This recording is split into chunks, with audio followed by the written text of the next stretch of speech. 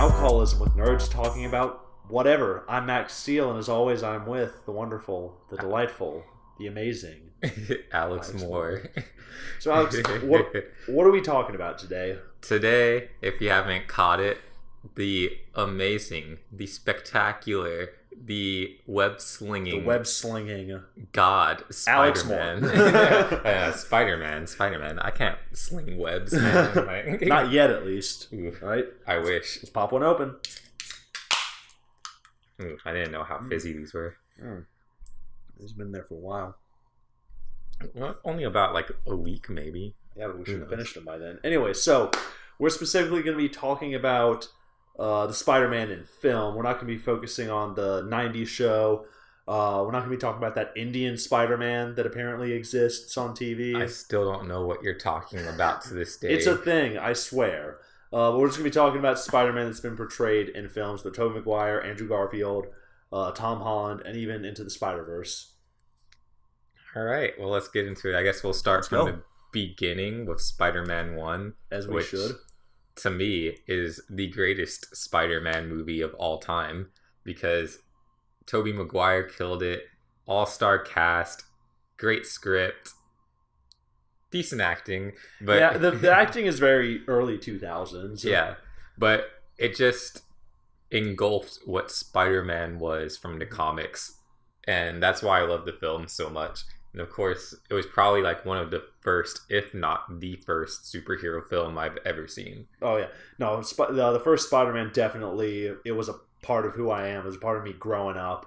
I grew up watching Tobey Maguire Spider-Man.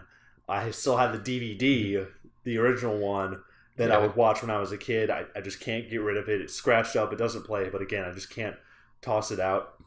That being said, there are parts of it that is a product of its time, but I still don't think that takes away the fact that it was probably the most influential superhero movie to come out. I'm throwing shade at you, Avengers. Spider-Man did it first. I think, Avengers is like a whole nother level. But you see, Spider-Man kind of made superhero movies, and people would be like, hey. That wasn't bad. That wasn't bad. This can be a thing. But yeah, I really feel like the film as a whole, although it does have its cheesy moment, it does have its cheesy moments with the romance between MJ and Peter. Yeah. I still feel like that's just kind of Spider-Man, though. That's true. And hats to Tobey Maguire. Oh yeah, the man who will never age. Yeah, that man straight up has looked the same since the 90s and now. I want to know whatever he's drinking. I want it. You know the secret? What's the secret? Remember that episode of Family Guy where they're like, Glenn, you're 62? It's like, yeah, I shove carrots up my dick. That's how you stay young, Toby, kids. We know your secret. Watch out. Yeah, I mean, I really like the Willem Dafoe. Great as always. I love me some Willem Dafoe. I don't care how campy people think that the Green Goblin suit is. It looks like a Power Ranger villain. That's what I've heard. Yeah. But even then, I don't think it takes away the fact that it's still an enjoyable movie. It came out in a time when superhero movies could just be a film and not have to set up all these different universes, throwing all these Easter eggs for future films and something that might happen. It was simple. It just told a story from beginning to end. That's what I really miss about superhero films today. If is it Ramirez or Ramsey? I can't remember. Ramirez Spider-Man's films ended with just Sam Raimi. Raimi. My bad. If the Raimi Spider-Man films ended with just Spider-Man 1, it would have been fine. Mm-hmm. Well, okay, this is going to segue nicely. Spider-Man 2. Although I can say that Spider-Man has a nostalgic, the original Spider-Man has a nostalgic place in my heart. Spider-Man 2, I can say subjectively, is the better film. Because we got a bunch of character development with Peter, him having to lose his powers and kind of, he's like, oh, maybe being a hero isn't so bad. Then he sees the fire and goes in and, he just still has that hero in him. The train scene with Doc Ock, Doc Ock, I don't know what I was thinking. The train scene, that actually awesome stuff. And then Peter just then Harry finally finding out that Peter is Spider-Man and he's the person who killed his uncle. So I really think there's like a lot of stuff in Spider-Man 2. His dad. Oh yeah, his dad. Yeah, his dad. There's a lot of stuff in this film that really takes it to the next level for me. I think it's a great film, but I only liked it because of the action. That was about it. Of course, you have that nice mid-2000, early 2000 CGI effects, but I love the way that the action was choreographed and how Spider-Man, like, it just shows you how Spider-Man uses his webs to fight really well. Right. On that, I thought, of course, what you said about Peter's development, I thought that was cool and all, but Spider-Man 2 to me is just like a great film in terms of like its action. Now what puts the first film above the second film for you? It's the feeling of a family element, and also like, you know, that superhero, the origin story. The origin story. I mean, I love origin stories. Like, I think that I don't know why people harp on them so much. I think it's just a great beginning, middle, end story structure. But also I feel like the story of a warrior being challenged, like Peter was in Spider-Man 2, is a much more compelling story than an origin story, in my opinion. Yeah, and that's another issue with today's like superhero films. Like, origin stories are fine, but if you look back at like half of the Marvel, or probably more than like 75% of Marvel origin stories, they're all pretty much the same. Yeah. Like, okay, I started off this way, I need to improve. Something bad happens, now I'm a hero. Okay, big boss fight. That's pretty much what it is. He was Captain America's origin story. I am skinny. Here's steroids. I'm gonna go fight Nazis. That's literally the first Captain America film. Like, you don't need to go see it. There it is. He's not wrong. So now, after talking about the first two Tobey Maguire Spider-Man, let's talk about the controversial one, Spider-Man 3. We just watched Spider-Man 3, like, I would say a week and a half ago, maybe. Yeah. I came back from, like, this Asian restaurant, and I walk in, and I'm like, what you doing, bro? Watching Spider-Man 3. You know, sometimes you just got to. Like, okay, here's the thing.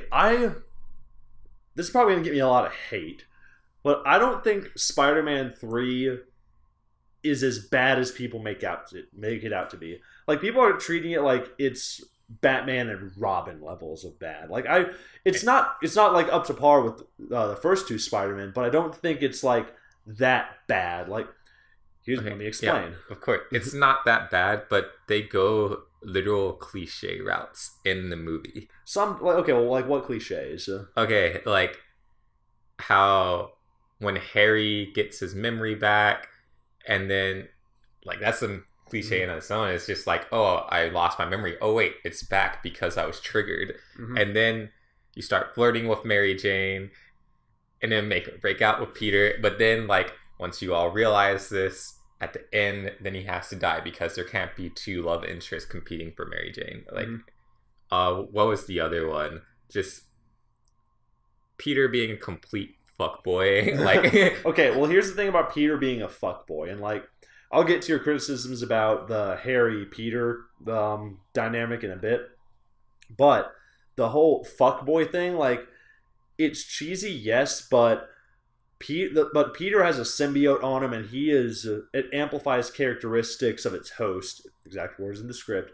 So Peter's trying to like amplify, trying to be like this cool, rad dude, you know, pointing fingers, like, you know, acting like he's the shit and everything. But, you know, like, a lot of people are kind of missing the point of that. Like, he's trying to be that cool kind of Flash Thompson type of character, dynamic, like good with the ladies, just doing a lot of finger point. The finger pointing could have been used to a limit. I will say that. But I really think that people mistake it, I think, because it came out post Batman Begins, and like right before The Dark Knight. So it kind of came out in like this weird sandwich. It came out in 2005, and Dark Knight came out in like 2008. Spider-Man 3 came out in 2007. Batman Begins, I believe, came out in 2005, 2006, and Dark Knight came out in 2008. So it kind of got sandwiched in between, like, the beginning of like the metamorphosis of the superhero genre from being completely cheesy, fun and all that to being dark. To being a bit more serious. The Harry Peter dynamic, I will say, I do think they could have done that a little bit differently. But I think the fight scene they have at the beginning of the film, even though it is very early 2000 CG, it's fun. It's enjoyable. And I remember watching like when Harry gets like his head hit in the theater, I was thinking, holy shit. Like, it kind of like hits you a little bit. I think they should have scrapped Venom completely. Like it was not Venom's story. I like all the stuff with the Sandman. Some of the acting that the actor did was a bit hit or miss for me, but I feel like the story that they were able to tell, like the birth of the Sandman, all of the fight scenes with the Sandman versus Spider-Man, I thought those were very enjoyable. And even the ending battle, like I had some fun with that. Yeah. So yeah, I mean, not as bad as people make out to be, but it's still not as good as, it could have been. Biggest problem with Spider-Man 3, and in fact just all movies of that era, are like when there's a big explosion or really hard winds just blowing through the streets and then cars just start flipping like that is my only problem with like movies from that era. And it's really bad in Spider-Man 3, especially in the Brinks truck robbery that Sandman does, and they have the fight in there. And then when Sandman's like flying away because like he got the money, like you just see cars flipping. It's like, do you ever see like a car flip in a hurricane? Like, no. Why are these cars flipping? Yeah. Beware the Sandman.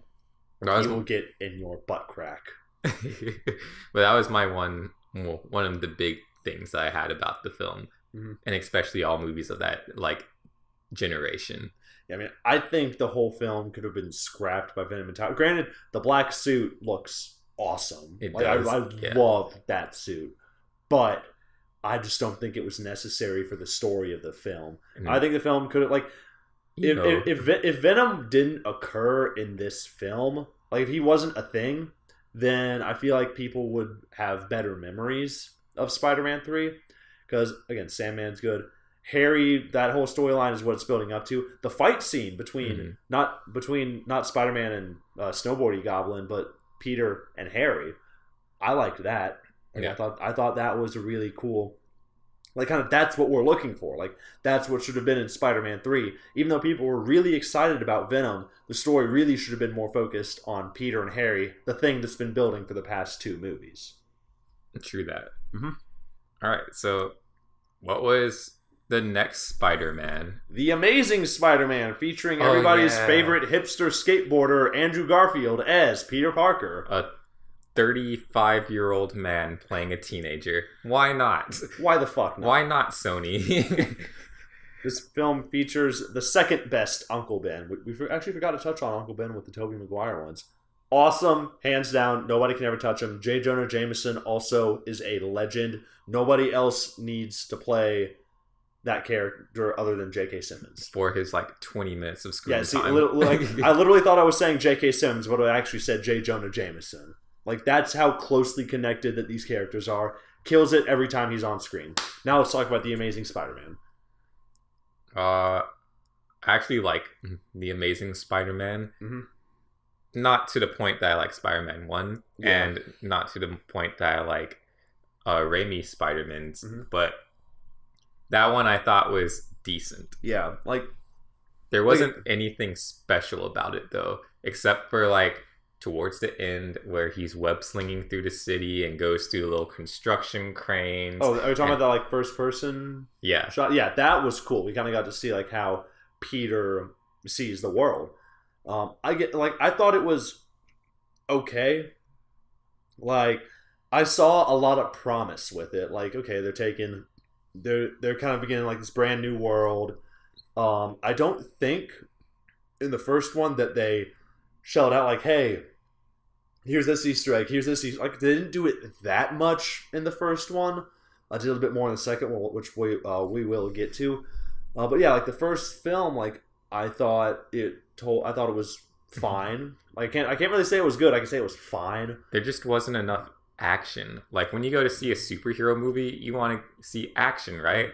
There's only like what 2 or 3 fight scenes. The last fight scene lasts like maybe, let's say, 3 minutes. The other fight scenes last shorter than like 2. I really like the fight scene with the Lizard and Peter, Lizard and Spider-Man in the high school. I liked that one. I thought Stan Lee's cameo was hilarious. The ending fight scene, it just kind of felt very like Suicide Squad. You know what I mean? Yeah. Like the big thing that's going to be shooting up into the sky, and Spider-Man has to go stop it. You know, but no, it just kind of felt very like, where are the risks with this?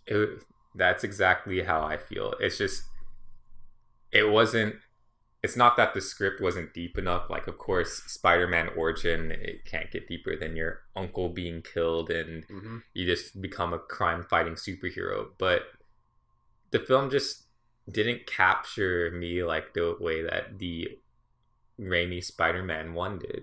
It just wasn't there. It was just missing so much. And it's so weird seeing Gwen Stacy as instead of MJ, too, because everyone knows Mary Jane. Yeah. But of course, Gwen Stacy was the first, but who's iconic in Spider-Man? Mary Jane. Because of the films. Yeah. Right. I mean, I like Emma Stone, okay? I like Emma Stone. Marry me. I'm like, yeah, marry me. Sorry to the girlfriend. But yeah, no, I really like I feel that the relationship between Peter Parker in this film and Gwen Stacy, like, it's okay. Yeah. Like I think aren't they married in real life? They were dating. Andrew Garfield and Emma Stone were dating for a little bit. I don't think they are anymore. Oh well, celebrities never work out. No, you're right about that. Do you have anything else to say about The Amazing Spider-Man? Not really. Okay movie. Okay, Amazing Spider-Man. Okay, so let's get on to talk about The Amazing Spider-Man 2, which for me is where like everything with the Amazing Spider-Man series that they were trying to build up kind of went wrong. Yeah, kind of fell apart. It all went wrong. Right here, right there. Yeah, it was so bad. Like with the first one, I was like, okay, this was okay. I'm curious to see. I was invested enough to go see The Amazing Spider-Man 2, and what do? They overload the movies with villains again. Sorry, Spider-Man 3, you couldn't do that. You couldn't have that many villains in it either. But The Amazing Spider-Man 2 loaded up again, I think, with the same 3 villains. The Rhino was in it for like a minute. The Rhino, Jamie Foxx, of course, our boy. He's always going to be here to give us some head. So, and Dane DeHaan as a herpes goblin. He's got like herpes on his face. Oh yeah, like he's got some sickness that gives him what looks like herpes on his face. It's cool, I guess. It's weird. I don't know. But this movie, to me, is like kind of where they, like I said, with The Amazing Spider-Man, like it didn't do this. The Amazing Spider-Man 2 does this, where it just kind of throws like world building. Let's just make a world right now in one film. Like, let's give the prequel to the Sinister Six and try and set it up all in one film. So we can have our own Sinister Six film, so we can make money. Yeah, so we can get ready for the next Amazing Spider. Like it just doesn't work like that. Like it can't. Like, it should have just focused again on just being a good movie. That's like, again, my main criticism, which is why I lean more towards the Tobey Maguire one. They were just one film. You can watch it from beginning to end. It tells a complete story. It doesn't, you're curious to see where it's going to go, but you can watch it as a film on its own and you enjoy it. Like The Amazing Spider-Man 2 does not do that. I just know this film, I was not feeling it. I think I fell asleep watching it. And I woke up like near the very end when like Gwen Stacy died. Spoiler alert. Yes. Oh yeah, we probably should have said spoiler alert for all of the films. Cool. You've probably seen it by now. If you're watching this podcast, you probably It's 2019. That movie came out in like 2016. Maybe 2015. 2014, I think. I don't know. We'll fact check it for you. You've seen it by now. Yeah. But that was probably the best scene in the movie, and probably it was like the most heart-grabbing scene. But that was the only good aspect of Spider-Man 2. Yeah, The Amazing Spider-Man. I remember when I was seeing 2. The Amazing Spider-Man 2 in theaters when Gwen Stacy died. She's falling, and her neck snaps, and there's that moment of silence afterwards. In the back, I just hear someone go, "Holy shit!" I didn't think her neck snapped. I thought her head hit the back. It was like her head hit the floor, or her neck. I think it's her neck snapping in the comics. I could be wrong about what it is in the film, but again, like this film, just throwing everything in the kitchen sink, trying to set stuff up, and it just does not work. True. Yeah. Well, is that all we have to say about that just horrid movie? Yeah, don't see it. You don't got to see it. All right, so let's move on to Homecoming. Yeah, let's go. The return of Spider-Man in Marvel, or the first time it's ever shown up on the big screens on the MCU. The MCU. Great film. Yeah, like great film. Spider-Man Homecoming. Like I could say, it's fine. Like it's a great movie. I enjoyed watching it. Michael Keaton was awesome in the film. But like again, like it for me, like the film was just kind of safe. Like there's nothing wrong with that. I still enjoyed myself watching it. It was just safe for me. Like it didn't push any boundaries, it didn't challenge anything. It was just kind of safe. I mean, are you saying that just because to me, a lot of people say that. But it's mainly because we've seen the sort of origin story of Spider-Man over and over again. Yeah, although we don't get like Uncle Ben dying in the film, you might get glimpses and like references to it. But it's pretty much a Spider-Man origin story of him taking on his first big boss. Yeah, and like we didn't need to see Uncle Ben dying again. Like we didn't have to see that. It was already introduced in Civil War, and I think the way that they went about doing it, filming it, like telling the story, I think it was fine. Like I enjoy myself. He gets the suit. He gets, Tony Stark takes away the suit. He learns responsibility. Goes to fight Michael Keaton. Also, Michael Keaton, I think he makes this film for me. And let me tell you why. That scene in the car where like that twist when you see like, oh, holy shit, the Vulture is actually her dad. You're kind of like that I didn't see coming. I liked that. I thoroughly enjoyed it. And that scene where Michael Keaton and Tom Holland are just sitting in the cars. I was sitting in the car, and Michael Keaton's just like, don't mess with me. Like, I love that scene. Like, that was awesome. Great acting. Great acting by both parties. Yeah. We got that iconic visual from the comic books of Peter lifting just all of the rubble off of him and using all of his strength. And we get a usual Marvel ending villain, good guy, bad guy fight on a beach. Okay, sure, that's fine. And a couple of appearances from RDJ. Always great to see RDJ in the movie. Of course.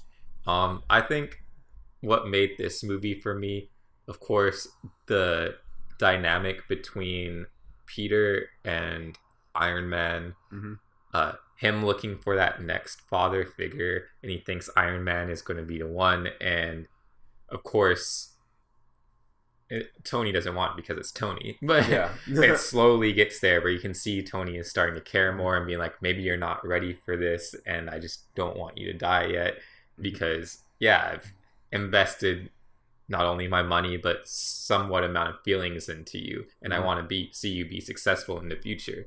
And then also it's great to see Spider-Man as like a teen, although I'm pretty sure like an actual teenager. I'm pretty sure Tom Holland is like around our age. Yeah, which kind of makes me upset because then I was like, damn, I could have been Spider-Man. Yeah, but he looks like he's a little 12-year-old. So like he legit, like out of all of the people who have been Spider-Man, Spider-Man / Peter Parker, he legitimately looks the part. So, but I think all in all, Homecoming is probably one of the better Spider-Man film. Oh, absolutely. Want to get on to talk about Into the Spider-Verse? Yes. This is the most recent Spider-Man film that I've seen and that he's seen as well. I loved it. Like I thought it was great. Like I thought the animation style, like it was done in a way to where it looks like you're flipping through the pages of a comic book. Yes. And I thought that was awesome. Moving at like 20 frames per second or something. Yeah. It was rad. It was great. You brought it up to me while I was like kind of slumped on the couch over there. And you're like, Alex, this looks like a comic book. And I'm like, yeah, holy bro. Shit, it is. Yeah, dude. They're introducing like multiple Spider-Man. We have John Mulaney as Spider-Ham. We have fucking Nicolas Cage in a Spider-Man film, which is just awesome. And Chris Pine as like the first Spider-Man. Was that Chris Pine? Yeah, it's the Spider-Man that died. Oh shit! Spoiler. Who played the slumped Spider-Man, the one that just ate pizza and drank beer? I don't know. We can put his name up or something. But yeah, he did a great job. I think that this Spider-Man film is definitely the most different of all of them. Not just because it's animation, but because of like the different themes that it deals with. Yeah. I think we were watching it with a group of people, and one of the girls who's African American, I think something else, I'm not too sure. Who, Kaylin? Yeah, Kaylin. Yeah. But she watched it, she was like, it was so cool to see a Spider-Man that looks like me, and I was like, I think that film was probably the most important Spider-Man film. I don't know, dude. Like, that's awesome, but Into the Spider-Verse, there's like so many different like good qualities about it. Yeah. It's so hard hitting. Mm-hmm. Like when he's dealing with his family issues between him and school, and like getting embarrassed at school and going back to his father, and I don't know if that was his father's like fuck buddy or something, the nurse, because I don't think they were married, but that was pretty deep. And then him and his uncle's dynamic, and then how his uncle was a villain. That was cool. I liked that. Amazing. Mm-hmm. And then how he just needed the help to learn how to be Spider-Man and all of his trials and tribulations to grow past the teenager and to become the web-slinging hero that we all know and grow. Yeah, and I think that also illustrates like some very important themes, like we live in a society right now where it's like you got to do a lot on you got to do everything by yourself. You know, you can't ask for help. But I mean, I think this film is really going to show that, you know, find a support network, and it's okay to ask for help. Like you can't do everything by yourself, and you know, sometimes like all you need is just a little nudge to get you in the right direction, and then you're going to be good to go. And then it was also trippy. The visuals were so balls to the wall. They were, if I was on LSD, man, when I saw that, I would have been balling. I don't do LSD. I think that's like a reaction video for like another day or something. Beer with the bros. It's LSD and watch LSD edition. I still can't get over that movie. It's so good. Mm-hmm. Oh yeah, Into the Spider-Verse, phenomenal. So I guess we got to get into the part of the show where we rank the films from, you know, best to worst. For sure. As I get barraged on my phone. It's all your followers asking what your rankings are going to be. What my rankings are going to be. Well, that's simple. We're going to start from worst to best. Why not? All right. Worst Spider-Man, The Amazing Spider-Man 2. Mm-hmm. Then Spider-Man 3. And then I would say The Amazing Spider-Man 1. And then Spider-Man 2. Okay, interesting. And then we got Homecoming. Mm-hmm. And then Into the Spider-Verse. And then Spider-Man 1. Okay, fair enough. I want to go from best to worst, because I feel like it's easier to rank things this way. Spider-Man 2, best Spider-Man movie. The first Spider-Man. Into the Spider-Verse. I guess The Amazing Spider-Man. Spider-Man 3. And The Amazing Spider-Man 2. That's all of them, right? I think so. Yeah, that's not to say like I said about the Spider-Man 3. I just think the Amazing Spider-Man 2 is just that bad. It is that bad. I don't think anyone. That's both of our worst ones. It's that bad. Yeah. So, do you want to say what we're drinking really quick? Yep. We're drinking We're drinking a mud fight for when you just kind of want to drink some water with the bros. Yeah. It's like one of my favorite like beers, dude. Well, not really, but like just it's drinkable, and it's when you want to have a good time. It's when it's when you have reached the limit of quantity versus quality. That's true. You want it in quantity, here you go. It's not quality, but it will mess you up. I think I'm about 3 or 4 in right now. If you drink enough, like 50, they will mess you up. Like, alright, so that concludes this episode of Beer with the Bros. Be sure to like, subscribe, do all that shit. I don't think we have social media quite yet, but follow us there. And yeah, thanks for tuning in. Yeah. Cheers. Peace out.